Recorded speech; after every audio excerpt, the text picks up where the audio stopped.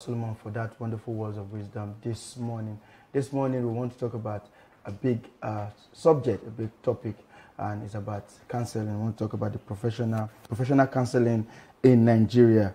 And we have with us this morning Dr. Mustapha Toyin Sambi, who is a clinical psychologist and also the vice chairman of Lagos Counselling. For those of you who don't know, Counselling is the Counseling Association of Nigeria and is the vice chairman of Lagos chapter of that body. Good morning, sir. It's nice to have you with us today. Good morning. How are you? Very Good nice. morning, sir. Thank you. Thank you. It's also an author too. It has a whole lot of CV that might not be able to read through this morning because of our time, but we are so happy to have him. So because of our time, we want to move quickly. For those of us who don't know what counseling is, can you just tell us what we mean by counseling? Okay. Thank you very much. Counseling is precisely a helping profession. It is a profession that engenders training. I think that is the key thing, because more often than not in this part of the world, it's loosely used that everybody is doing counseling. It's just like considering momomiyo and momomiku. Somebody who is soaked and drowned in the knowledge of the training of the arts and sciences of counseling services delivery is not and cannot be equal to momomiyo, anybody who is just advising. So advising is not counseling. Counseling is a profession, and it has to undergo some elements of training of not less than 7 years. About 4 years for undergraduates and 2 or more years for postgraduates. Nobody in the world is fit to tap his or her chest to say that I'm a counselor or counseling psychologist without at least a master's degree. So you can now understand what we are talking about. Wow. But in this part of the world, we have situations where a lot of people call themselves, I've heard so many names, they call themselves some life coach, this one, counselor this and counselor that. So I don't know how valid those titles and names should be seen. And as a professional in this field, how do you relate with such individuals? Thank you very much. It's part of the misunderstanding and misgiving and exploring and exploiting the society due to the ignorance that is pervasive in our society. Everybody should have its own sphere or space, but not cutting into the areas of another person when you should know that you are not qualified or competent. Okay? So, but for now, Nigeria is coincidentally going through various traumatic and, not only psychological, emotional, economic, educational. I don't want to highlight the issues of our concern here. We are still not in tune and in consonance with the ideal of the practice of counseling. So it's part of the growing thing that we have. And congratulations for bringing this topic up, so that at least at this level we can keep educating and informing the public that not everybody can do counseling. Not everybody should be counselor. You can be coach, you can be anything, but you are not qualified to do counseling. And as the beneficiary, the client, it is your right to ask, excuse me, sir, where did you train? It is because people are ignorant in this community. You have a right to ask your therapist, please, what is your qualification?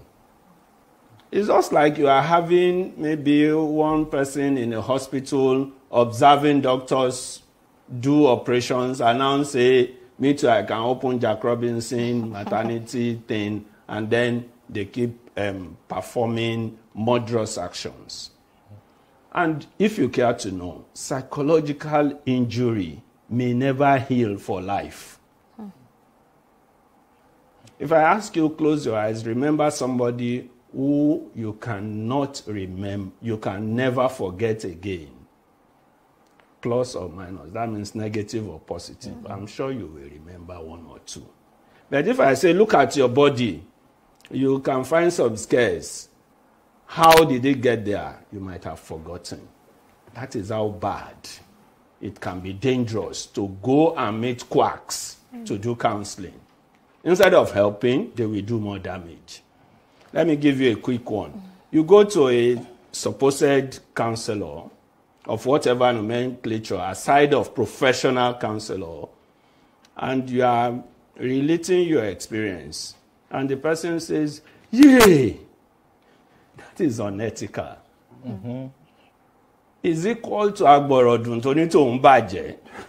Do you understand? That means you that you are supposed to be a therapist, even you are feeling so bad. But professionally and ethically, a counseling psychologist will understand and say, it's okay. How did you feel about that? And if the person is crying, you just bring out your tissue and say, please, you can cry, nothing wrong. Please, you can use this to wipe your tears. I don't know if you can see the difference. Yes. These are issues. So it's like heaven and earth differences, day and night differences between somebody who is trained and someone who is not trained. Okay, before Biodun comes in, for those who are watching, the number you're seeing on your screen is for you to call in if you have any question for our guests and you have a contribution. If you're watching through our social media platforms, you can always drop a comment. We'll be happy to read through. Biodun. I also need to emphasize on the differences between the professional counselor and those that call themselves self-made counselor. Well, thank you very much. It's like potential and polished, raw material and value-added material. A professional counselor is that value-added material who will understand and know his boundaries, who will have the capacity due to training to know that if I can't go further from here, I can refer to Sam, for example, or Sheung, or somebody else. But that raw person or self-acclaimed counselor, I put it in quotes, will not even have any knowledge of such. And at some point can even abandon and shift posts, relocate when things are getting odd. And such person or group of persons might not have established world-class relationship as we enjoy in counseling our session.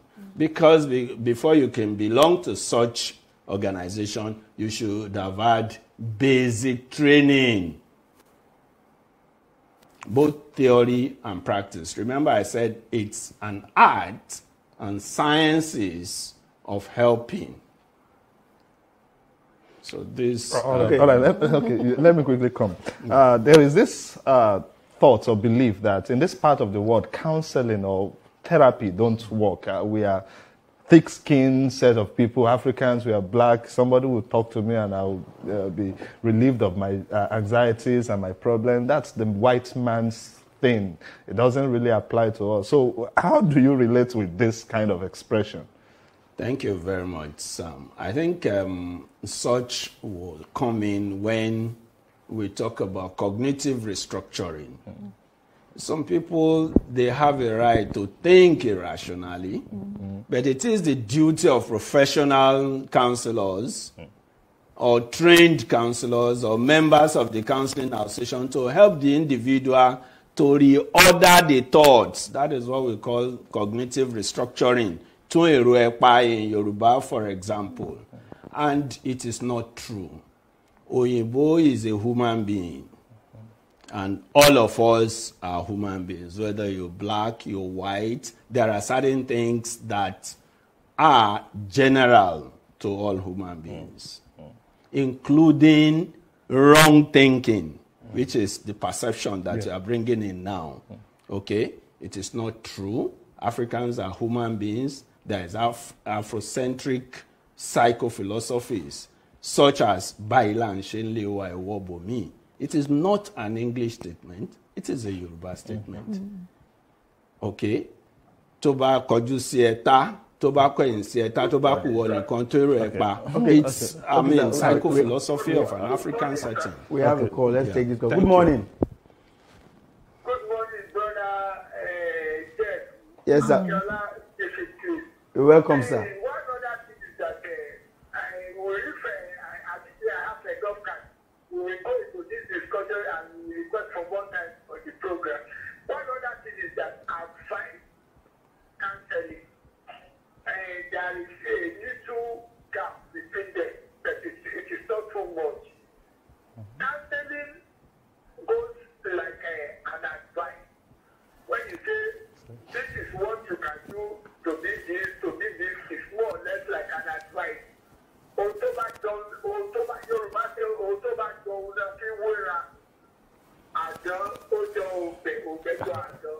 We're having a lot of Yorubas today. On the other side, who is a counselor? It is God. Even you that want to counsel, you have to go to God for knowledge, for divine inspiration. So what I want to say is that to those that are to be counseled, what is their mind? We have to arrest mind before you can counsel anybody. People, you may be talking to me and may be watching me, talking to me this and I've been lucky that I am hearing you. But at the end of the day, what is the aspiration? Do I assimilate what you are counseling me about? Our mind is to be arrested. So that's my little contribution. So God bless everyone. Thank you very much. Your reaction to that. Thank you very much. Arresting psych. I hope you can now see what I'm talking about. Arresting psych is what he's using. For those of us who are trained, we will say establishment of rapport or therapeutic relationship. Starting from warmly receiving your client. Counseling is professional, it's procedural, it's scientific. It does not water down the belief in God. In fact, you can read about Carl Rogers or humanistic psychology, which depicts that you should give your clients unconditional positive regards. In other words, if you are a Christian and your client is a Muslim, you won't say, Anyama, okay? And if you are a Muslim, your client is a Christian, you won't say you don't have respect for what he or she believes in. So you can see what we are talking about. Okay. Nobody is saying there is no pastoral counseling. Yes. That is a specialty. There's a part of something you mentioned I would like you to also react. You said counseling is advice. No, yes. Certainly not. Counseling is not an advice. Okay? Counseling is not an advice in the sense that you do not, as a professional counselor, you allow your client to own his choice. But in advice, you laud your opinion. I give you one. Oh, this way leads out of this studio. But you can take that way out. If you take this way out, most probably when you turn left, you are likely to get into the bush path. But if you take this way out, you are likely to have concrete paving. So which way do you want to take? The client will take responsibility, not as if, counselor was the person that advised me or to asked me to take care. Counseling is not an advice. It is a misconception to think that counseling is an advice. It is unprofessional to think that counseling is an advice. Okay, still sticking with what we have been saying. Yes. You know, some people believe or see the clergy, either the pastor or the imam, as a counselor automatically because of their positions in their lives. What is your reaction to that one? I have, with due respect, I do know that any sincere imam or pastor should not claim what he has no competence for. In the all over the world in religious circles, there are specialty. Some people are prayer warriors. Some people are just evangelists. You know, some people are maybe this and that based on their interest in the services of the Lord. So people should not assume what they don't have the competence for. Because this individual who is assuming authority beyond his competence, like I said while we were starting, will be doing more devastation than necessary. And this is dangerous. Psychological injury can last lifetime. I think we should take that away from this interaction, that it is dangerous for any unprofessional counseling psychologist to claim so, because psychological injury can last a lifetime.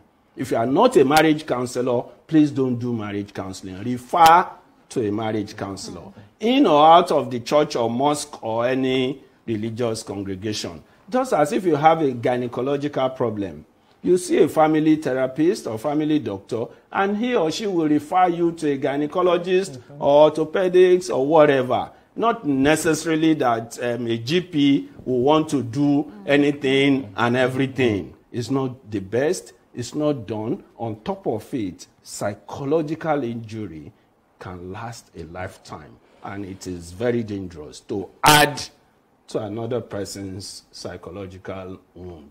Okay, sir. What are some of those challenges the counseling profession is facing in Nigeria? Part of it is misunderstanding. People don't get it right. They don't know.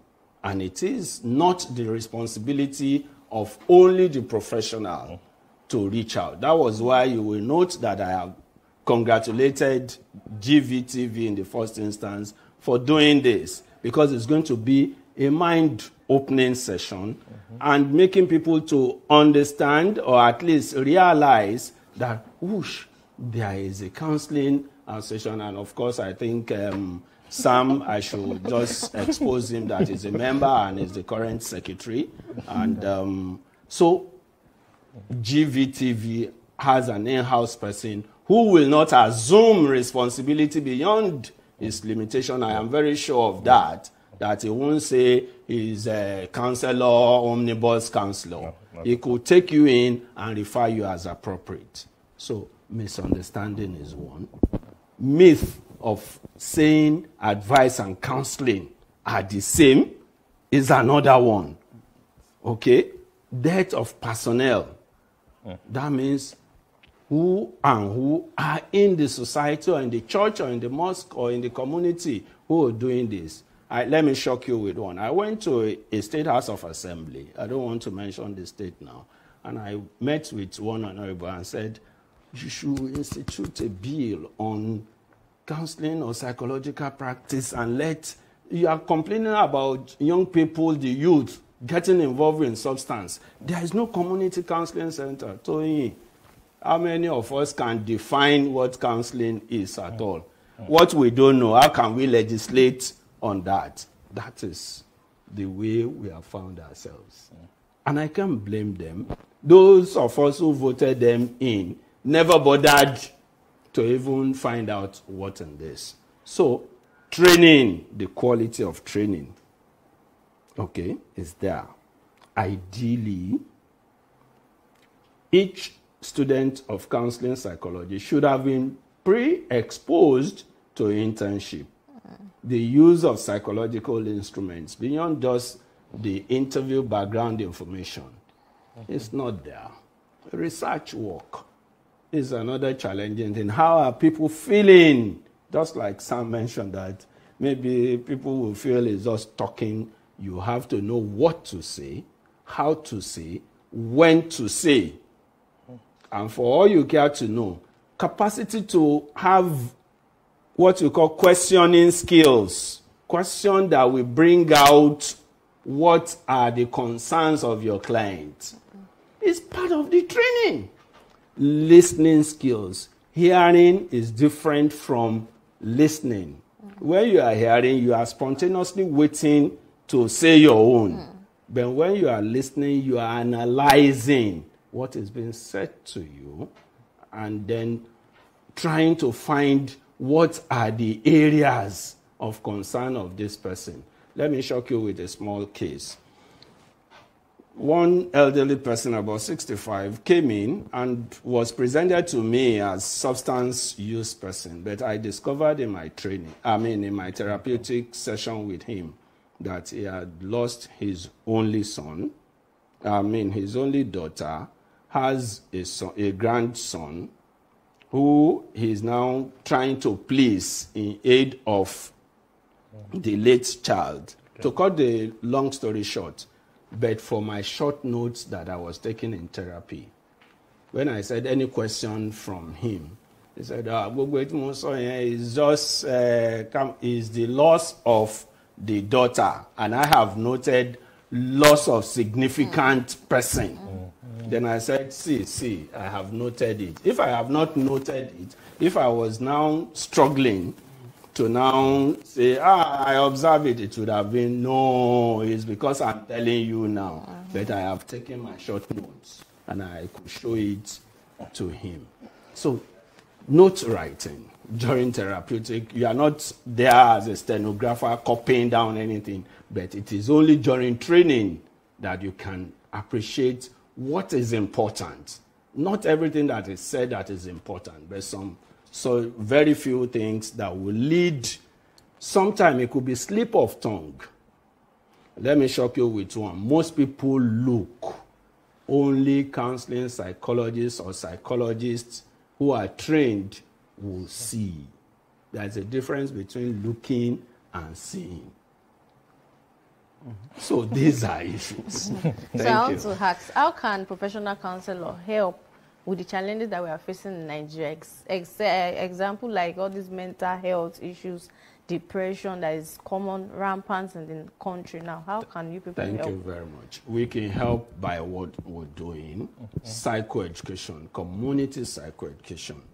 That means getting into the community too. But let me let you know that most professions are never developed alone by the professionals. It takes you that might not be a trained counseling psychologist to help and drag me to this kind of station and say, come and let people know. So it is a collaborative thing. The professional can arrowhead or can be at the back, dishing out information. For me, I'm not afraid of taking the backstage and asking the young ones or the elderly ones who feel they can do the job to do the job. So getting bills. The community too needs to be ready. That's what we call learner readiness. Is the community ready beyond just mouthing? If, for example, Sam is saying, hey, we need to reach out to the community and go and ask, what do they know about counseling? Project, profession, and that is what we call barrier to creativity and innovation. So let us have an open mind so that let us identify that there is a problem. Then we can now sit down and say, how can we solve the problem? And part of the solving the problem is why we are all here. All right, thank you very much, sir. Thank you. I have interacted with a lot of counselors, and some of them don't see the need to belong to any professional body or professional association. So what is the place of belonging to a professional association in your field? What does it have to do with being a professional? Thank you very much. Those who go and check their background, I am saying it with all senses of modesty, but with responsibility. Those who ever feel that they don't want to belong to the profession that they deserve to be already might have underlying issues, which I don't want us to get into. Except you want me to explore some. Do you want? Otherwise, we can mention quite a few. Okay, part of it is in low self-esteem.